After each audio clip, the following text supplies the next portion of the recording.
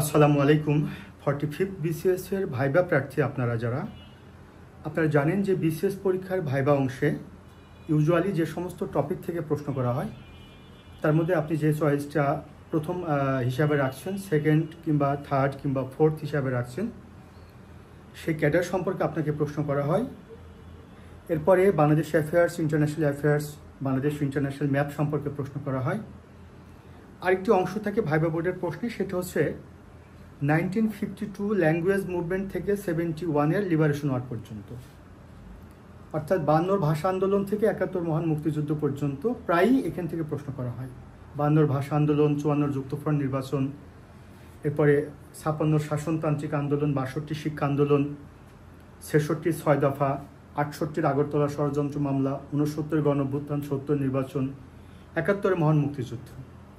তবে আপনারা ইতোমধ্যে জেনেছেন বাংলাদেশের একটি রাজনৈতিক পট পরিবর্তন হয়েছে, একটি সরকার কলাপস করেছে। যে সরকারটি যে চেতনা ধারণ করত সেই চেতনা থেকে কিন্তু সাম্প্রতিক সময়ে প্রশ্নগুলো করা হচ্ছে না, এবং বিসিএস পরীক্ষার সিলেবাসের একটা অংশ বাদ দেওয়া হয়েছে। সেটা হচ্ছে যে বঙ্গবন্ধু শেখ মুজিবুর রহমানের 7ই মার্চের ভাষণ, এরপরে 70 নির্বাচন, 6 দফা, এগুলো কিন্তু বিসিএসের সিলেবাস থেকে বাদ দেওয়া হয়েছে।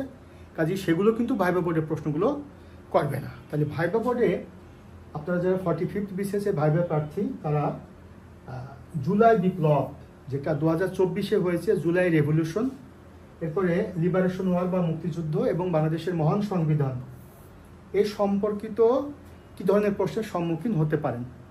আপনারা জানেন যে জুলাই রেভলিউশন 2024-এ এটির মধ্য দিয়ে একটি নতুন বাংলাদেশ গঠিত হয়েছে। এই জুলাই বিপ্লব সম্পর্কে কিন্তু ভাইবা বোর্ডে 44তম বিসিএসে প্রশ্ন করা হয়েছে। এরপরে কনস্টিটিউশন বা সংবিধান, এখান থেকেও ভাইবা বোর্ডে প্রশ্ন করা হয়। কনস্টিটিউশনে কিছু জায়গা আছে যেটা সরকার পরিবর্তনের সাথে সাথে সেই জায়গাগুলো কিন্তু প্রশ্ন করার ক্ষেত্রে চেঞ্জ হয়ে যায়। তো আমি আপনাদেরকে আজকে এই আলোচনায় কনস্টিটিউশন, লিবারেশন ওয়ার এবং জুলাই রেভলিউশন সম্পর্কে কোন টাইপের প্রশ্নগুলো আপনি পড়বেন তার একটা সাজেশন আমি আপনাদেরকে দেখাচ্ছি। যেমন এই যে ভাষা আন্দোলন সম্পর্কে আপনাকে কিছু ক্রিটিক্যাল প্রশ্ন করতে পারি, যেমন ভাষা আন্দোলনটি কেন হয়েছিল, ভাষা আন্দোলনের মাধ্যমে আমরা কি পেলাম, ভাষা আন্দোলন না হলে কি হতো। এরপরে এই যে আমাদের 52 ভাষা আন্দোলনের যে চেতনাটি, বাঙালি জাতীয়তাবাদের যে চেতনাটি, সেটা 71 মহান মুক্তিযুদ্ধে কিভাবে প্রভাব ফেলেছিল, কিংবা বাংলাদেশের মুক্তিযুদ্ধটি কেন হয়েছিল, এই যুদ্ধটি কি জনযুদ্ধ বা গণযুদ্ধ কিনা, মুক্তিযুদ্ধের চেতনাটি কি ছিল। এরপরে মুক্তিযুদ্ধকালে যে স্বাধীনতার ঘোষণাপত্র, মুজিবনগর সরকার গঠন, অর্থাৎ পলিটিক্যাল ইস্যুজ, যেটা আবারও বলছি আগের সরকারের আমলে বঙ্গবন্ধু শেখ মুজিব বা শেখ হাসিনা এই টাইপের যে প্রশ্নগুলো করা হতো সেই প্রশ্নগুলো কিন্তু এখন আর করা হবে না। মুক্তিযুদ্ধের প্রশ্নের ক্ষেত্রে কিন্তু কিছুটা চেঞ্জ আসবে। 7ই মার্চের ভাষণ, 6 দফা, এগুলো খুব বেশি গুরুত্বপূর্ণ প্রশ্ন হিসাবে গুরুত্ব পাবে না।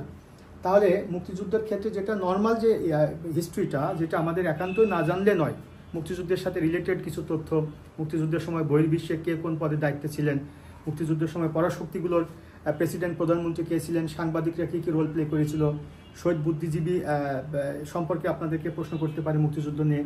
তারপর মুক্তিযুদ্ধের যে আত্মসমর্পণ অনুষ্ঠান, সেখানে কারা কারা উপস্থিত ছিলেন, এই টাইপের প্রশ্নগুলো কিন্তু আপনার মুক্তিযুদ্ধ থেকে করতে পারে, ক্রিটিক্যাল টাইপের প্রশ্ন। এর আগে যেভাবে মুক্তিযুদ্ধ নিয়ে খুব বেশি মাত্রায় প্রশ্ন করা হতো, এখন কিন্তু মুক্তিযুদ্ধ থেকে বেশি মাত্রায় প্রশ্ন না করে এখন কিন্তু প্রশ্নের জায়গা হতে পারে জুলাই বিপ্লব, অর্থাৎ 2024-এর জুলাই বিপ্লবের মাধ্যমে একটা সরকারের পতন ঘটে। সেই জুলাই বিপ্লবটি কেন হয়েছিল, সেই জুলাই বিপ্লবের স্টেক হোল্ডার কারা, সেখানে পলিটিক্যাল ইনফ্লুয়েন্স কী ছিল, জুলাই বিপ্লবের আকাঙ্ক্ষা কী ছিল, জুলাই বিপ্লবের মাধ্যমে আমরা কি পেয়েছি, জুলাই বিপ্লবের মাধ্যমে যে বাংলাদেশটি পেয়েছি সেই বাংলাদেশটিকে আপনি কি আগামীতে কোন অবস্থায় দেখতে চান, জুলাই বিপ্লব না হলে কি হতো, জুলাই বিপ্লবে আপনার ভূমিকা কী ছিল, জুলাই বিপ্লবের মাধ্যমে কিসের পতন হয়েছে, জুলাই বিপ্লবের মাধ্যমে যে সরকারটি গঠিত হয়েছে সেই সরকারকে আমরা কী সরকার বলছি, ইন্টারিম গভর্নমেন্ট, কেয়ারটেকার গভর্নমেন্টের মধ্যে ডিফারেন্স কী, ডক্ট্রিন অফ নেসেসিটি কী, এগুলো নিয়ে আপনাকে প্রশ্ন করতে পারে।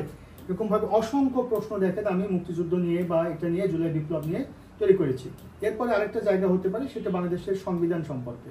এই যে দেখেন সব সংবিধান সম্পর্কে আপনাকে বেসিক কিছু জিনিস জেনে যেতে হবে সংবিধান রিলেটেড। আমি সেগুলো আপনাদেরকে বলছি। তার আগে সংবিধান রিলেটেড দেখেন সাজেশনগুলো করেছি আমি। সংবিধান কি, বাংলাদেশের সংবিধানের নাম কি, বাংলাদেশের সংবিধান যেটা খসড়া আকারে কনস্টিটিউয়েন্ট অ্যাসেম্বলি বা গণপরিষদে কবে উত্থাপিত হয়েছিল, কবে গৃহীত হয়েছিল, কবে কার্যকর হয়েছিল, এগুলো মোটামুটি বেসিক প্রশ্ন বা ফান্ডামেন্টাল প্রশ্ন। এছাড়া ফান্ডামেন্টাল রাইটসগুলো কী কী, বাংলাদেশি কনস্টিটিউশনাল অর্গানগুলো কী কী, রাষ্ট্রের অর্গানগুলো কী কী, সাংবিধানিক পদগুলো কোনগুলো, বিশেষ করে অ্যানালাইটিক্যাল প্রশ্ন হিসাবে 70 আর্টিকেলের ফ্লোর ক্রসিং আপনি সাপোর্ট করেন কিনা এটি, তারপরে সংবিধান পুনর্লিখন না সংবিধান সংশোধন কোনটি দরকার, গণপরিষদের নির্বাচন আগে দরকার নাকি জাতীয় সংসদ নির্বাচন আগে দরকার, এগুলো কিছু বিতর্কিত প্রশ্ন আপনাকে করতে পারে। সংবিধান রিলেটেড বিভিন্ন বিষয়, সংবিধানের বিশেষ করে স্পিকারের কাজ কি, ডেপুটি স্পিকারের কাজ কি, হুইপের কাজ কি, সাংবিধানিক সংকট বলতে আপনি কি বুঝেন, সংবিধান তৈরির প্রক্রিয়াটা কি, আইন কিভাবে তৈরি করা হয়, এরকমভাবে অনেকগুলো ক্রিটিক্যাল টাইপের প্রশ্ন আছে, যে প্রশ্নগুলো আপনাকে এই যে সংবিধানের অনেকগুলো প্রশ্ন আছে, বাংলাদেশের সংবিধানের